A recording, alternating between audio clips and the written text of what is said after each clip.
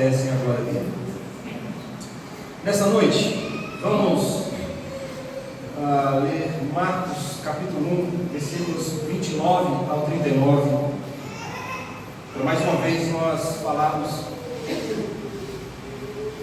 da palavra e vermos o que a palavra de Deus tem a falar para nós. Vamos nessa noite falar sobre o poder de Jesus sobre as enfermidades. Marcos capítulo 1, versículo 29 ao 39. Diz o seguinte: depois que Jesus saiu da sinagoga com Tiago e João, foram à casa de Simão e André. A sogra de Simão estava de cama, com febre, e imediatamente falaram a seu respeito para Jesus. Ele foi até ela, tomou-a pela mão e ajudou-a a levantar-se. A febre a deixou e ela passou a servi-los. Ao entardecer, depois que o sol se pôs, trouxeram a Jesus muitos enfermos e possuídos por demônios. Toda a cidade se reuniu à porta da casa para observar. Então, Jesus curou muitas pessoas que sofriam de diversas enfermidades e expulsou muitos demônios. Não permitia, porém, que os demônios falassem, pois sabiam quem ele era. No dia seguinte, antes do amanhecer, Jesus se levantou e foi a um lugar isolado para orar. Mais tarde, Simão e os outros saíram para procurá-lo. Quando o encontraram, disseram: todos estão à sua procura. E Jesus respondeu: devemos prosseguir para outras cidades e lá também anunciar minha mensagem. Foi para isso que vim. Então ele viajou por toda a região da Galileia, pregando nas sinagogas e expulsando demônios. Até aqui. Feche seus olhos e vamos orar a Deus mais uma vez. Amado Cristo, somos inteiramente dependentes da sua graça e da sua misericórdia. Nada podemos, como nós cantamos, que o Senhor é o nosso castelo forte e com a nossa força nós nada podemos. Somos seguros, somos instruídos só quando estamos no Senhor. Dependemos do Senhor para viver, para existir. Portanto, Senhor, venha nos instruir mais uma vez nessa noite. Que a sua palavra lance luz aos nossos corações e na nossa mente, para que possamos, ó Deus, ter a boa compreensão do seu doce e perfeito Evangelho, para que o Senhor receba glória para si e a sua igreja seja edificada. Ó Deus, que o teu reino cresça em nós e através de nós, para a glória do teu nome, em nome de Jesus. Amém. Meus irmãos, nós estamos vendo aí o desenvolvimento do ministério de Jesus. Nós iniciamos essa sequência de pregações e exposições no livro de Marcos, falando sobre a preparação para o Messias, depois a preparação do Messias, depois foi pregado na semana passada sobre a autoridade de Jesus sobre os demônios, e hoje temos um texto que nos mostra o poder de Jesus sobre as enfermidades. O poder de Jesus que tem o poder, a capacidade plena e absoluta para curar toda e qualquer enfermidade. E o ministério de Jesus, ele foi marcado por duas coisas: pela sua obediência, a sua obediência ao Pai, Jesus constantemente fez declarações. Jesus sempre enfatizou: eu não vim fazer a minha vontade, eu vim fazer a vontade do meu Pai. Eu não vim fazer o que eu quero, eu vim fazer o que meu Pai quer. Então, o ministério de Jesus, ele pode ser marcado, pode ser qualificado por isso, por sua obediência à vontade de Deus. E, por outro lado, por sua misericórdia pelos necessitados. O livro de Marcos, quase que um terço dessa carta, desse evangelho, deste livro, quase que um terço é para descrever e para registrar as curas divinas, a libertação de demônios, a cura dos enfermos. Ao contrário do evangelho de João, ele elenca, ele narra, ele cita 7 milagres de Jesus. Marcos, ele gasta um terço das suas palavras para deixar claro o poder de Jesus sobre as enfermidades. Então, como a gente viu na semana passada, esse texto é a continuação do longo dia de trabalho de Jesus.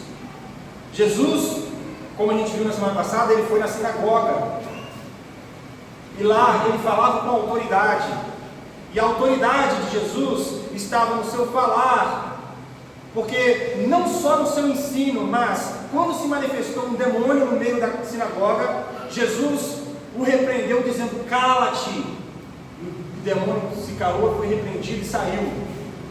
E as pessoas na sinagoga ficaram maravilhadas. Veja como ele fala com autoridade, não só no seu ensino, que é autoridade, mas também no seu poder, que repreende demônios. Eu fico imaginando quantas e quantas vezes o endemoniado aparecia naquela sinagoga e poderia talvez dar trabalho para os fariseus ou para os mestres que estavam ali de frente da sinagoga. E aí, quando aparece aquele que tem autoridade sobre os enfermos e sobre os demônios, e Jesus com uma palavra fala: cala-te, sai, e ele sai, o demônio bate em retirada. Aqueles homens que por vezes estariam ali tentando expulsar os demônios, mas não conseguiam, porque não tinham a autoridade de Cristo, tinham a palavra, tinham acesso à palavra que é a autoridade, tinham acesso às Escrituras, mas não reconheciam o poder das Escrituras, usavam as Escrituras para endossar os seus preceitos legalistas, usavam as Escrituras para engessar a sua vida, para pedrificar uma prática de vida que não agradava a Deus, mas agradava simplesmente aos homens que obrigavam as pessoas a seguirem aquelas leis pesadas, rígidas. Mas é óbvio, existem pessoas que usam da palavra de Deus, mas usam de forma indiscriminadamente, usam de forma displicente, usam de forma inadequada, usam de qualquer maneira. A palavra, quando é usada com submissão, com humildade e com sinceridade, a palavra gera poder, a palavra traz libertação, a palavra traz cura para a alma, para o corpo, para a mente, para o espírito. Os homens, os fariseus, estavam com a maior das ferramentas nas mãos, a palavra de Deus, a Torá, os escritos dos profetas. Eles tinham a palavra, mas eles não tinham encarnado a palavra. Mas, graças a Deus, que a palavra se fez carne, e a palavra habitou entre nós, para que nós nos modelássemos, nos fizéssemos o modelo de Cristo, nos formássemos a forma de Cristo. Então, Jesus, ele é a palavra que tem autoridade, como a gente viu na semana passada, autoridade sobre os demônios. Mas o dia de Jesus continuou. A liturgia do culto na sinagoga terminou. E o que eles fizeram? Eles saíram, foram para casa, certamente, para poder se alimentar. No versículo 29, então, o nosso texto de hoje começa dizendo: depois que Jesus saiu da sinagoga, com Tiago e João, foram à casa de Simão e André, a casa aqui de Pedro e de André. Irmãos, agora nós vemos outras nuances do ministério de Jesus: a cura e a libertação. Vimos na semana passada, vimos no texto passado, a autoridade, o poder da palavra sobre os demônios. O diabo não pode resistir à palavra de Deus. Satanás não tem poder quando a palavra de Deus é dita, é falada. Quando Deus profere a sua palavra, e nós, quando a abrimos e proclamamos a palavra de Deus, Satanás tem que bater em retirada, porque ele não pode ir contra a palavra de Deus. Agora, uma nova nuance, um novo preceito, um novo entendimento do ministério de Jesus também é: as enfermidades, elas não podem subsistir diante da palavra. Quando Jesus dá ordem para repreender a doença há de ser repreendida. Então vemos agora que no ministério de Jesus, ele também é um ministério de cura e de libertação. E essa é a expressão do poder de Deus. Paulo diz: eu não me envergonho do Evangelho, porque ele é poder de Deus para a salvação. E aí a gente pode aplicar: é o poder de Deus para a cura, é o poder de Deus para a libertação. O Evangelho é o poder de Deus para a transformação de uma pessoa. O Evangelho é o poder de Deus para o resgate de uma pessoa perdida. O Evangelho é o poder de Deus para a remissão dos pecados de uma pessoa extremamente pecadora. O Evangelho é o poder de Deus e o único poder do universo que pode transportar um ser que antes estava nas trevas e agora colocá-lo na luz, que é a luz de Cristo. Bom, o ministério da cura. Vamos falar um pouquinho sobre isso então. Jesus sabia que a necessidade dos aflitos era uma necessidade urgente. Veja, Jesus foi na sinagoga, era sábado. Irmãos, não se trabalha no sábado. Perante a lei judaica, os judeus eram impedidos de fazer qualquer esforço, não podiam carregar mais do que 6 quilos, porque senão a pessoa estava em transgressão, em pecado, em desobediência.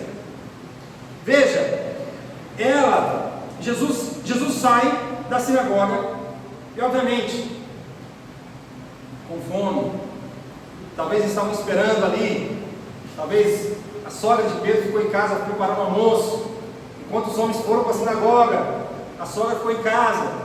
Mas eles chegaram em casa e se depararam com uma notícia: a sogra está doente, o almoço não ficou pronto, o almoço atrasou, Jesus, o arroz não está pronto, o feijão sequer está no fogo, porque a sogra está com febre.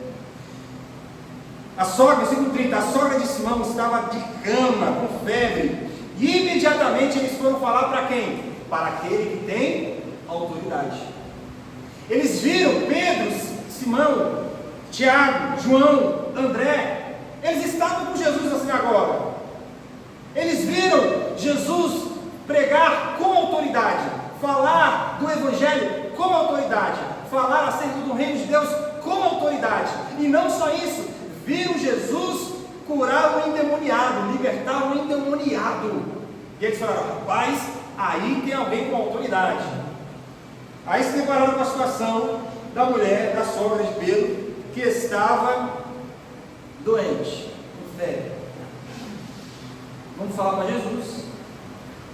Meu irmão, se nós temos um problema, nós não temos que sair murmurando primeiro para um para o outro. Temos que falar com Deus. Se nós temos uma dificuldade, temos que falar com Deus. Se estamos em luta, devemos conversar primeiro com Deus. Se estamos em grande aflição, conversemos, falemos, supliquemos a Deus antes de qualquer coisa. A gente está numa sociedade muito imediatista, que quer a solução dos problemas rapidamente, que quer já falar e solucionar as coisas. A sociedade do fast food quer comidas rápidas, mas devemos, diante das lutas, provações, dificuldades, problemas, angústias, dores, sofrimento, devemos olhar primeiro e clamar primeiro para o nosso Deus. Não estou dizendo que a gente não deva buscar quando estamos doentes? Ajuda a medicina, sim, mas antes entregue as suas causas a Deus, antes entregue os seus problemas a Deus, antes demonstre a sua confiança a Deus. Foi isso que esses homens fizeram. A sogra de Simão estava de cama, com febre. O que eles fizeram? Imediatamente: ah, não, vamos pegar um dipirona aqui rapidinho, vamos pegar aqui um medicamento, tem alguma coisa aí? Não tem remédio, o remédio já está aí na casa, o remédio é Jesus, a cura é Jesus, a solução é Jesus.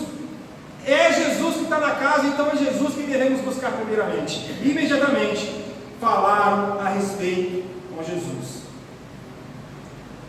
Mas veja, o texto não está dizendo que eles pediram, o texto está dizendo que eles insistiram e pediram a solução para Jesus. Eles comentaram a respeito.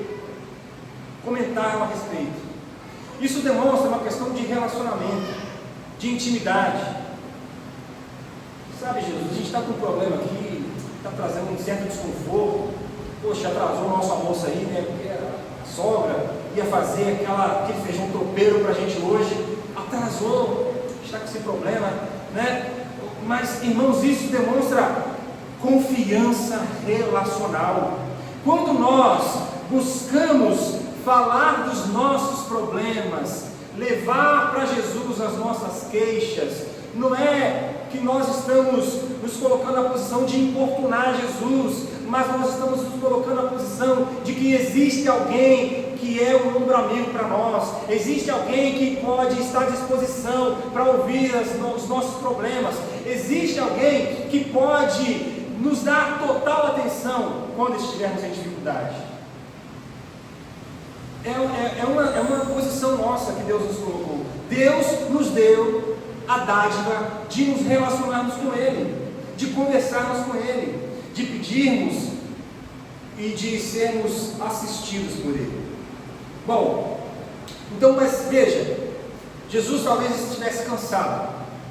Poxa, talvez a manhã toda, ou foi boa parte dele, passou boa parte lá da tarde, pregando na sinagoga. Imagina o alvoroço que foi na sinagoga. Muita gente querendo falar, interrogar Jesus, mas como isso, peraí e tal. Imagina as pessoas apertando Jesus, porque não era uma pessoa comum, era alguém que estava falando com autoridade e expulsando demônios com autoridade. Então todo mundo queria interrogar, todo mundo queria conversar, todo mundo queria ver, entender e saber quem era esse mestre novo que tinha aparecido. Então Jesus certamente estava cansado, mas Jesus, ele não levou em conta o seu cansaço. Antes, ele leva em conta os necessitados. Jesus, ele não buscou o seu descanso, mas ele buscou dar descanso. Jesus não se preocupou com o seu conforto, mas ele resolveu oferecer conforto. E veja se não é isso que Jesus nos faz com a sua cruz. Jesus não levou em conta ser igual a Deus, não levou em conta que ser igual a Deus era algo que ele deveria se apegar, mas ele se esvaziou, se colocou numa situação humilhante, ultrajante, para o nosso bem-estar. Eu não estou falando bem-estar circunstancial, eu estou falando bem-estar cósmico, bem-estar eterno, bem-estar espiritual. Irmãos, Deus, Jesus encarnado, nosso Deus encarnado, Ele se colocou numa posição de inteiro desconforto na cruz, com inteiro sofrimento, com dor, com agonia, com angústia, para que eu e você tivéssemos paz. É esse Jesus, é esse o poder de Jesus, o poder que ele não leva primeiro em conta o seu conforto. Jesus primeiro, ele busca se colocar no sofrimento e no desconforto para nos dar a salvação. Jesus fez isso. Jesus imediatamente, versículo 31, ele foi até ela, tomou-a pela mão e a ajudou a levantar. Veja, era sábado. Jesus não poderia fazer um trabalho no sábado, mas ele foi. e curou no sábado. Jesus, ele não se preocupou com o aspecto da rigidez religiosa, mas ele se preocupou com a necessidade de um pecador, com a necessidade de um ser humano em grande sofrimento. Irmãos, estávamos todos nós em grande sofrimento, em grande penúria, estávamos todos nós em grande lamento, estávamos debaixo do peso esmagador do pecado, mas Cristo Jesus levou sobre os seus ombros todos os nossos pecados. O castigo que era nosso estava sobre ele. E Jesus, ele não era só aquele curandeiro que fazia tudo aos olhos dos homens. Jesus não era aquele que fazia as coisas só quando tinha gente vendo. Muito pelo contrário, Jesus prezava por fazer as coisas para não buscar para a sua própria fama. Quando ele curava alguém, quietinho, não fala nada, vai, só oferece sua oferta e sacrifício lá pela tua cura, mas não fala para ninguém, não conta para ninguém quem te curou não. Jesus curou a sogra de Pedro quando ninguém estava vendo. Cadê aquele povo da sinagoga que viu a autoridade de expulsar demônios? Agora não tem ninguém para poder ver Jesus curar a sogra de Pedro. Existe talvez essa coisa humana, né?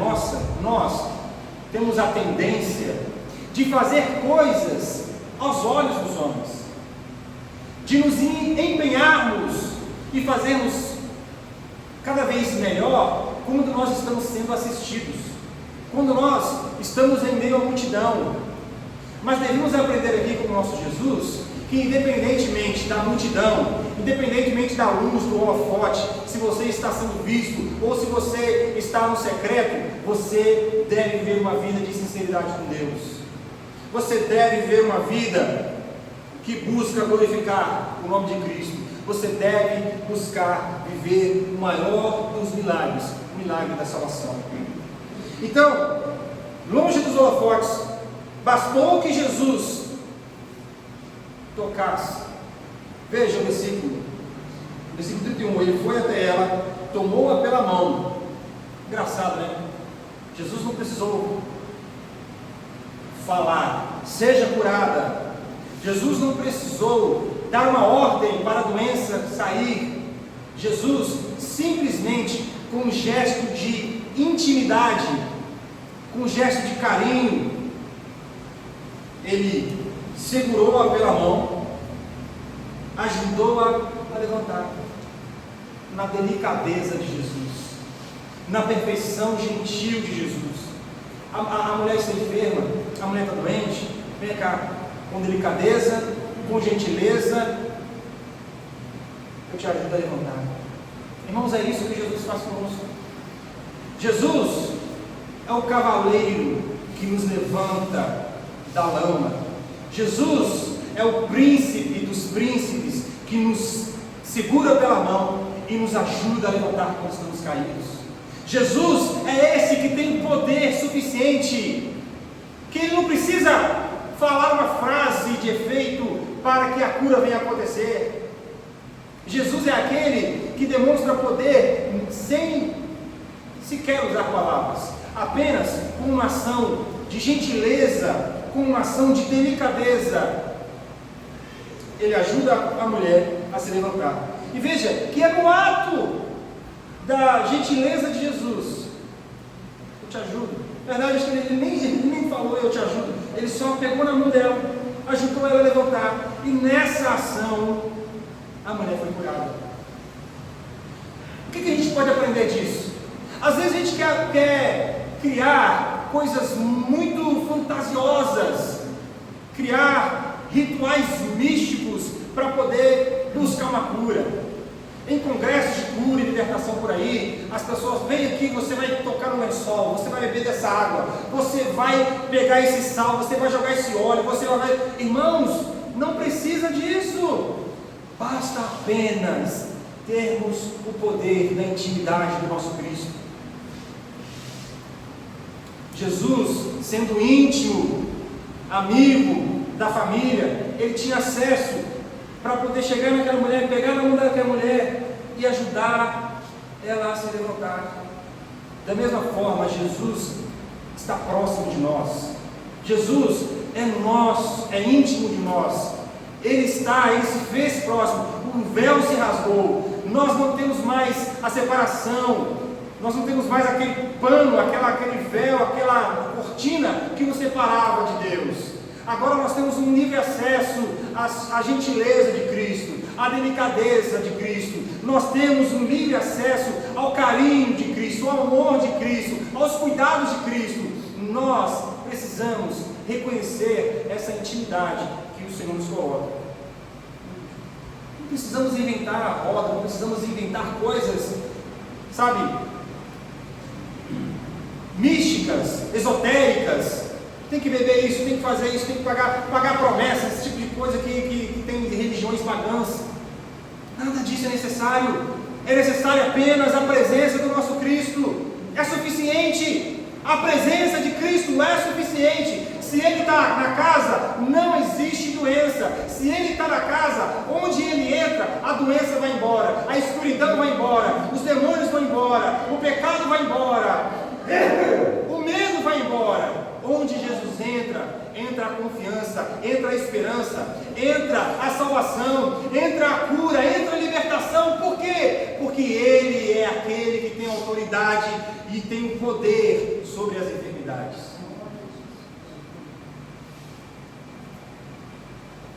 Então basta que Jesus fale e todos os nossos problemas se esvaem. Agora, vamos classificar todos esses nossos problemas. Quando digo todos os nossos problemas, a gente deve entender os maiores dos nossos problemas. Um pneu que furou não é um problema.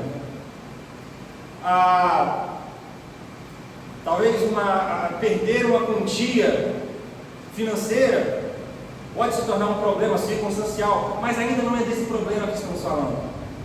O problema que Jesus soluciona com apenas o seu toque, com apenas com o seu falar, com apenas com a sua morte e ressurreição, parece que apenas, né? Não é apenas, com a sua morte e ressurreição, Jesus, Ele soluciona o problema do pecado da nossa vida. Porque se o problema do pecado na nossa vida for solucionado, aí sim podemos dizer que todos os nossos problemas foram solucionados. Talvez possamos passar por essa vida e não recebemos a cura de uma doença no nosso corpo, mas é impossível que passemos por essa vida crendo que Cristo Jesus é o nosso Salvador e a nossa alma não seja curada. É disso que nós estamos falando. Quando Jesus entra, os nossos problemas, quando Jesus entra na nossa vida, os nossos problemas eternos são solucionados. Ninguém pode resolver isso. Ninguém pode curar a febre da nossa alma senão Jesus. Ninguém pode curar a doença da nossa alma senão Jesus. Para isso não existe remédio. Para a doença da alma não existe nenhum tipo de terapia, quimioterapia, não existe nada que possa solucionar o problema do pecado na nossa alma, senão a cruz de Cristo Jesus, a fé que nós temos em Jesus, o Redentor da nossa alma, o autor e o consumador da nossa fé. Então, irmãos, Jesus, Ele curou aqui sem fazer grandes espetáculos. Jesus não curou num programa ao vivo televisivo. Jesus tampouco pediu oferta para aquela cura acontecer. Não precisava de nenhuma forma mística ou esotérica. Jesus apenas precisa tocar. Jesus apenas precisa falar. Jesus apenas precisa ordenar. Existem várias formas de Jesus curar, a gente vai ver isso aí ao longo das pregações. centurião: basta que o Senhor dê a ordem. Jesus deu a ordem e a criança foi curada.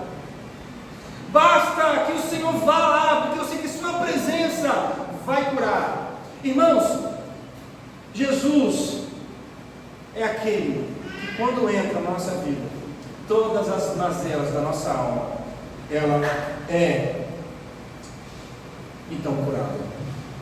Nenhuma doença, nenhum pecado, nenhum demônio poderá resistir ao poder do nosso Cristo, do nosso Senhor Jesus.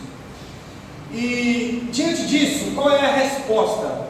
Qual é a resposta que o crente deve dar a esse poder curador de Cristo? Perceba comigo, após a mulher ser curada, ela se levantou e passou a servir a todos, né? Veja o versículo aí, no finalzinho dele. A febre deixou-a e ela passou a servi-los. Irmãos, nós vemos que o serviço não precede a cura, mas o serviço é a consequência da cura. Às vezes as pessoas querem ingressar no Evangelho, onde elas querem trabalhar para serem curadas, mas essa lógica está errada. Nós não servimos para sermos curados, nós somos curados e por isso nós servimos. Essa é a lógica do reino de Deus. Ninguém, e essa mulher demonstra muito bem isso para nós. Jesus curou-a e depois da cura ela passou a servir. É isso que devemos entender e viver na nossa vida diária. Nós não fazemos obras para sermos salvos, nós somos salvos para fazer as boas obras. Nós falamos isso constantemente aqui. Jesus nos cura para que possamos servi-lo e para que possamos fazer isso servindo uns aos outros. Jesus sim tem interesse, irmãos, que nós estejamos bem fisicamente, para que tenhamos energia para trabalhar no seu reino, para que tenhamos energia, saúde e disposição para fazer a sua obra. Mas nós não buscamos a cura. A cura não é um fim em si, não é um fim em si mesmo. A cura não é o nosso alvo definitivo. A cura não pode ser o objetivo da nossa busca, da nossa vida diária. Jesus, Ele é o nosso alvo. Jesus é o nosso objetivo. E nós então buscamos a Cristo Jesus porque antes nós fomos curados. Não fomos nós que buscamos a Jesus e Ele nos curou. Foi Jesus que antes nos curou do pecado, que nos curou de um coração de pedra, que nos curou de uma vida imoral, que nos curou de uma vida devassa, que nos curou de uma vida relaxada, que nos curou de uma vida egoísta, que nos curou de uma vida terrível humana, de uma vida ensimesmada. Jesus nos curou e, portanto, podemos fazer obras para Cristo e obras uns para os outros. Nós só trabalhamos para o bem da igreja, para o bem da edificação da igreja, porque antes o nosso Senhor curou o nosso egoísmo. E se a gente, porventura, nos pegarmos de volta nos caminhos do egoísmo, devemos orar: Senhor, cura-me para que eu possa trabalhar, cura-me para que eu possa servir. Não permita que o pecado de novo venha me afastar do Senhor e venha me impedir de servir ao Senhor. A nossa alegria, irmãos, deve ser uma alegria de gratidão ao que Ele fez, nos curando, nos libertando, mesmo sem a gente ter pedido. Você não vê aqui a sogra de Pedro implorando por Jesus: ó Jesus, me cura aqui que eu quero trabalhar para o Senhor aqui, me cura aqui que eu tenho que fazer o almoço para vocês. Ela sequer pediu. Comentaram do problema dela com Jesus. Jesus foi lá por graça e misericórdia, por dádiva, e curou. E foi assim também com você. Você não insistiu, sequer você pediu a Deus, e Ele veio de forma gratuita, com dádiva e com graça na sua vida. Ele veio sobre você sem você pedir. Ele trouxe salvação sem você buscar a salvação. Ele trouxe libertação para a sua alma sem que você mereça a libertação para a sua alma, mas Ele veio. Ele te amou primeiro, sem que antes você tenha amado sequer um dia. E por isso nós podemos então servi-lo, porque fomos curados. Fomos curados. E porque fomos curados, nós agora o servimos. Não para querer alguma coisa em troca, mas porque já recebemos. Sabe aquela ideia de que acontece no mercado de trabalho, né? Primeiro a gente trabalha para depois a gente receber. Aqui não, com o reino de Deus a gente recebeu primeiro, para depois trabalhar. Primeiro a gente foi salvo, e agora a gente trabalha. Primeiro a gente foi liberto, e agora a gente trabalha. Essa é a lógica de Deus. O nosso serviço então é um ato de gratidão. Se Ele nos curou e nos libertou, então nós o servimos com amor, com alegria e com dedicação. O que é isso, irmãos? Quando nós nos propomos a cantar, cantemos com alegria, com dedicação, com empenho. Se propomos a cantar no momento de louvor aqui, cante para que a sua voz seja escutada, cante para que a sua voz seja ouvida, a voz de todos, e a gente faça um lindo coral, com entusiasmo, com alegria, com esforço, porque Jesus já fez aquilo que era impossível. Se a gente tem que vir para a igreja mesmo em dia de chuva, aqui não tem crente de papel, e se tiver, está repreendido em nome de Jesus.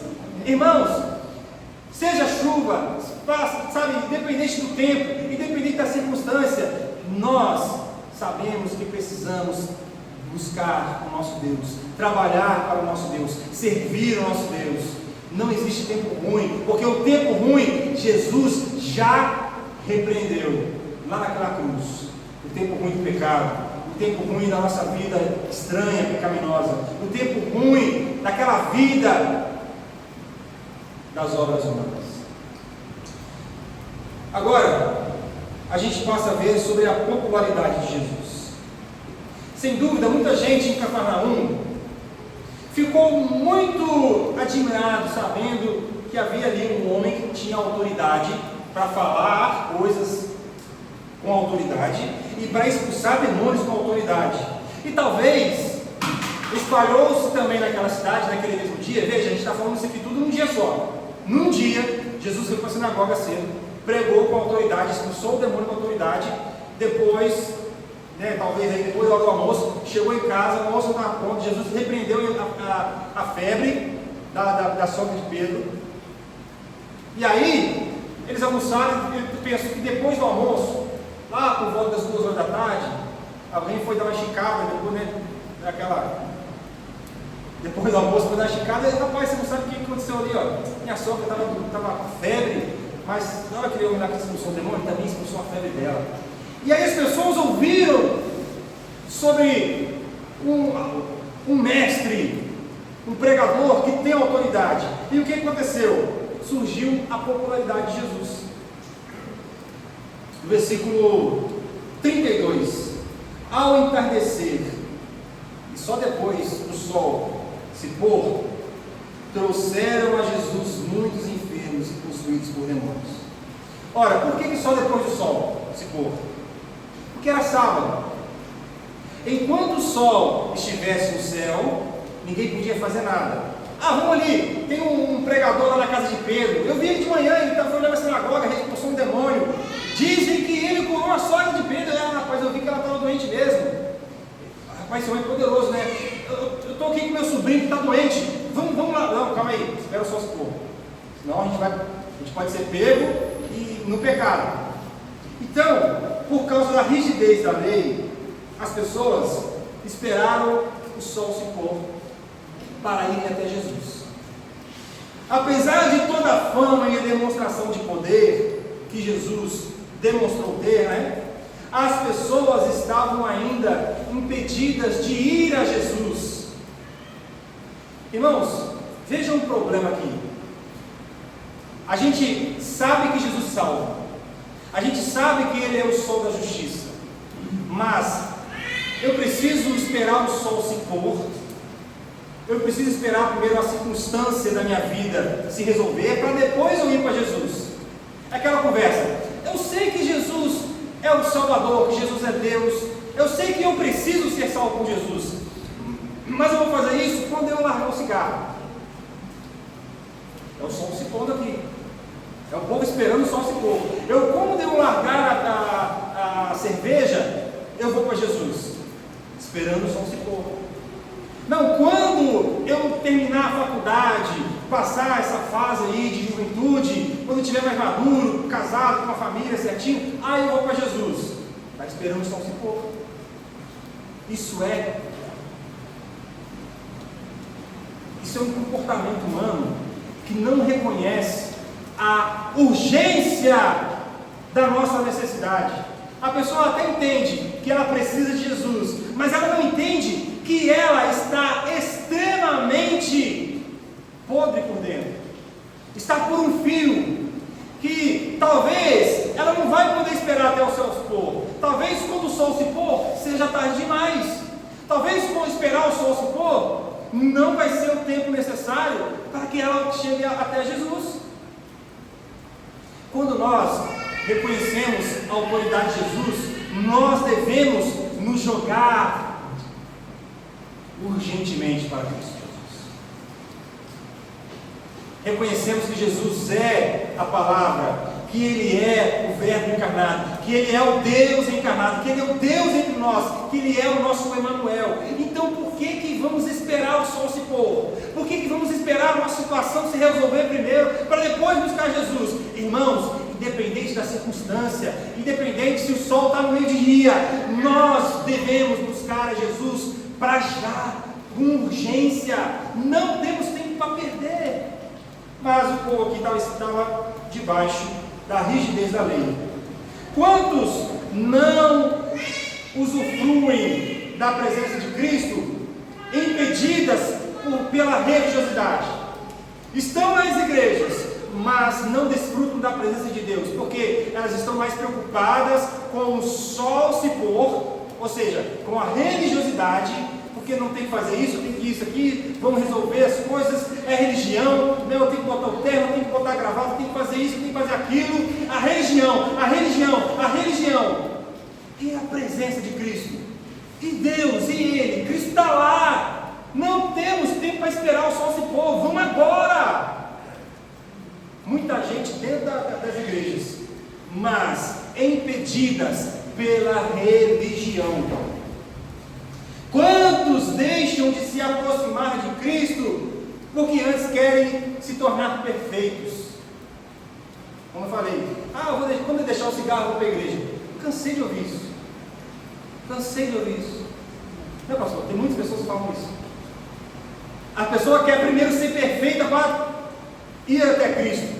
Isso nunca vai acontecer, porque só quando você estiver em Cristo, é aí que você vai entrar numa condição de aperfeiçoamento, porque a perfeição será só naquele grande dia, em que o nosso Cristo voltar em nuvens, com seus anjos, e der a ordem para ressuscitar os mortos, e arrebatar a sua igreja, e ali todos os crentes em Jesus serão glorificados, e aí seremos revestidos da perfeição de Cristo.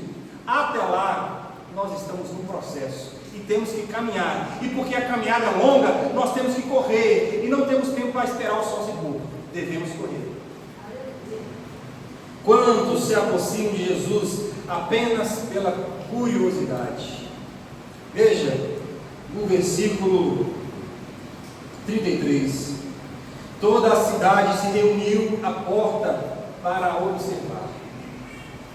Rapaz, se toda a cidade estivesse ali na porta para o adorar, se toda a cidade estivesse ali na porta para se prostrar diante do Rei dos Reis, se toda a cidade estivesse ali à porta para contemplar a grandeza do Deus encarnado, se todas as pessoas estivessem ali para contemplar o Deus excelso, se todas as pessoas estivessem ali na porta para entregarem a sua vida com gratidão por aquilo que Jesus fez por elas, mas elas estavam ali só para observar, curiosidade.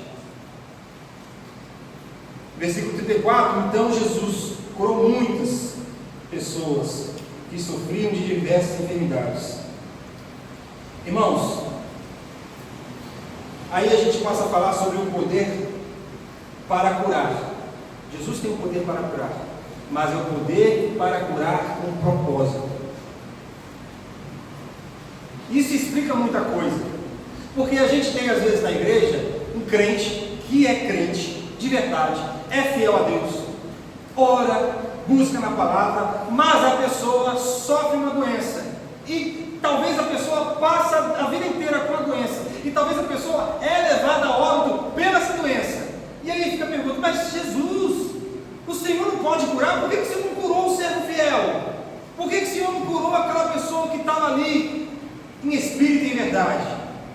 Irmãos, Jesus tem o poder para curar sim toda doença, mas o poder de Jesus para a cura é um poder de curar com um propósito. Deus cura com um propósito, com finalidade. Então certamente Jesus tem poder para fazer todas as coisas acontecerem, né? Pois não há nada que possa não há doença que possa resistir a Deus, não há demônio que possa resistir a Deus. No entanto, nem todas as pessoas são curadas. E o texto de que toda a cidade estava reunida mostra que eles trouxeram muitos enfermos, mas nem todos foram curados. No versículo 36 e 32, ao entardecer, depois que o sol se pôs, trouxeram a Jesus muitos enfermos e possuídos por demônios. Toda a cidade se reuniu à porta da casa para observar. Então pensa, a palavra aqui está dizendo que toda a cidade estava reunida. Então esses muitos enfermos aqui são todos os enfermos de toda a cidade. Então todos os enfermos estavam ali. Todos os enfermos foram levados ali para Jesus. Mas, versículo 34, então Jesus curou muitos, não todos. Jesus curou muitas pessoas e repreendeu muitos demônios. Irmãos, apesar de Jesus ter o poder de curar todas as enfermidades, algumas não são curadas. Algumas coisas devem servir a um propósito didático. Jesus nos ensina que devemos harmonizar a saúde e a doença, com o propósito de sermos ensinados. Existem certas situações que a doença é benéfica para o corpo. Mas como assim? A doença... Não, para o corpo não, perdão. A doença é benéfica para o espírito. Você lembra da passagem de 2 Coríntios 12, onde Paulo fala que ele tinha ali... coloca para mim. 2 Coríntios 12, versículos 7 ao 10. Um espinho na carne. Onde Paulo ele pediu 3 vezes para Deus, para que ele me livrasse do espinho. E o que Deus respondeu? A minha graça te basta.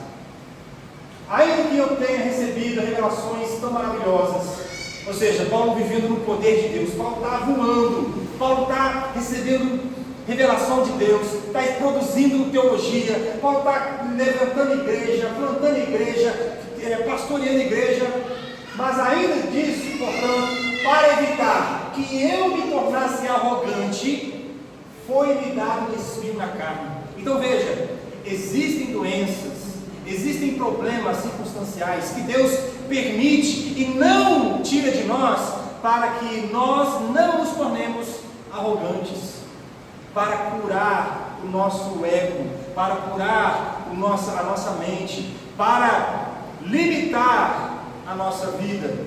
Talvez, se Deus, como Deus sabe todas as coisas, se Deus curasse o espinho na carne de Paulo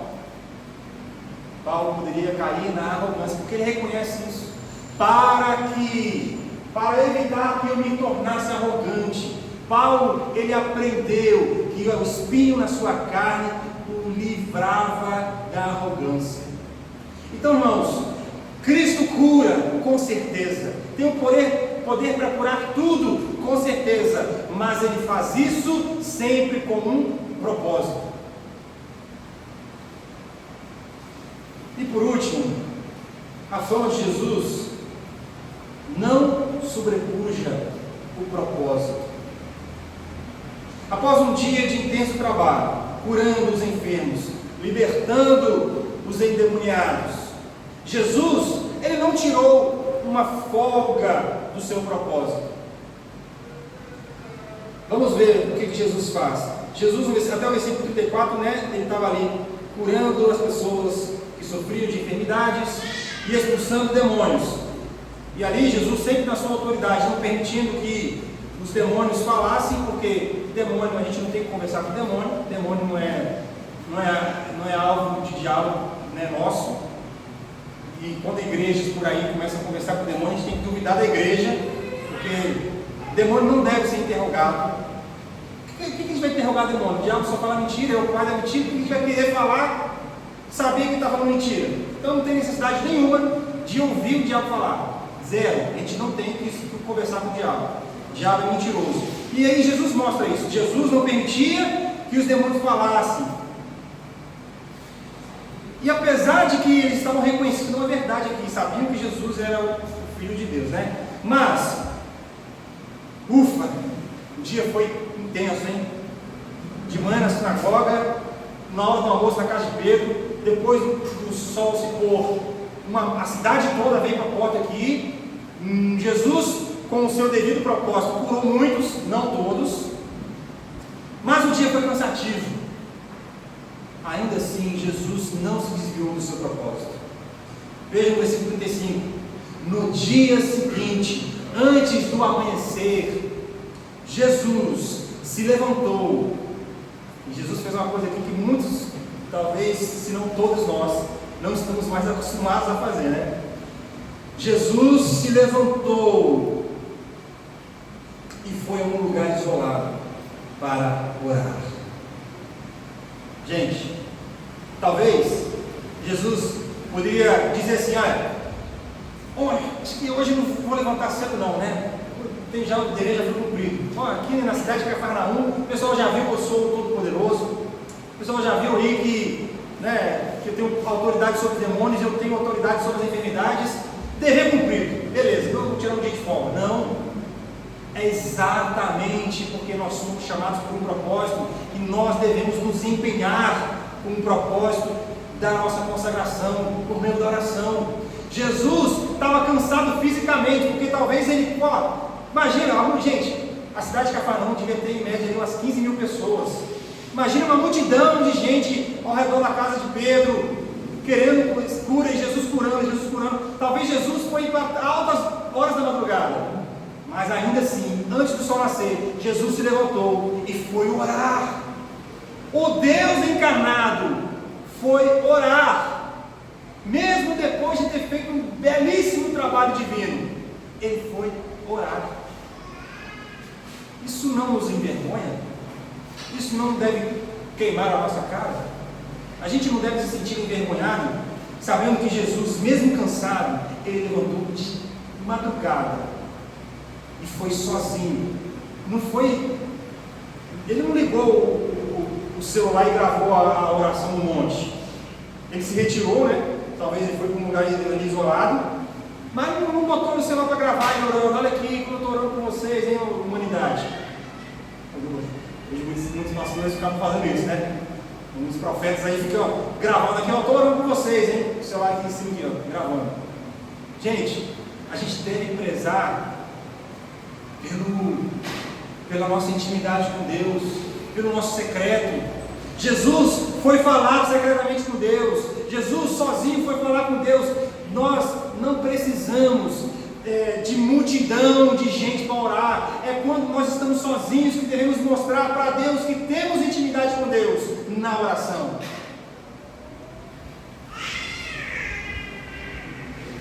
A fama, o cansaço não podem passar por cima do propósito. Mas eu já cumpri o meu dever. A gente não pode dizer aqui que a gente não tem direito a férias. Devemos descansar. Não é esse descanso que eu estou falando. O descanso, talvez, que a gente deve evitar, é aquela ideia de que, olha, eu fiz por merecer. Olha, eu trabalhei, realizei, fiz, e agora eu mereço descansar. Irmão, se nem Jesus se julgou merecedor de descanso, mas antes ele trabalhou com muito afinco na obra de Deus, ele trabalhou até suar sangue, até ser pendurado na cruz. Jesus trabalhou. É óbvio que Jesus descansou em alguns momentos, dormindo, descansando aqui, mas ele não descansou do seu propósito, ele não tirou férias do seu propósito, e nós também não podemos tirar férias do nosso propósito de ser igreja. Nós não podemos deixar de ser igreja. 9 meses, 11 meses eu sou igreja, mas quando for o meu mês de férias do trabalho, eu vou tirar férias de tudo, nem vou aparecer na igreja, eu só some no mundo. Irmãos, nós não tiramos férias de crente. Nós estamos no intenso trabalho, nós estamos em um trabalho que deve ser realizado diariamente, porque o diabo ele não se cansa, o diabo não tira férias também, o pecado não se cansa, o pecado não tira férias. Então a gente não pode achar que somos merecedores de alguma coisa e tirar um descanso para a nossa alma, sendo que o descanso para a nossa alma é o nosso Cristo, o descanso para a nossa alma é o nosso Jesus. Você quer descanso na sua alma? Deleite-se em Cristo, achegue-se a Cristo por meio da oração, esteja mais próximo de Cristo por meio da palavra, seja mais próximo de Cristo por meio da vida santa que Ele propõe para mim e para você. Nós devemos estar mais próximos de Cristo. Então, a pregação é a demonstração do poder